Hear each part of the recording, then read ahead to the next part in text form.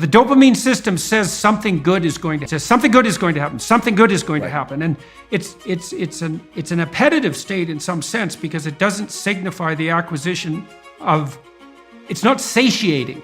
It's appetitive, and so it drives you forward. But if you're, in some sense, if you're activating the systems that drive you forward voluntarily, then that's the most positive form of positive reinforcement you can have. I think I read animal researchers who said that when they watched animals who were bar pressing to receive stimulation in those brain areas, the animals would look forward as if something was about to appear that they wanted to have appear. Incredible. It's the elicitation of hope.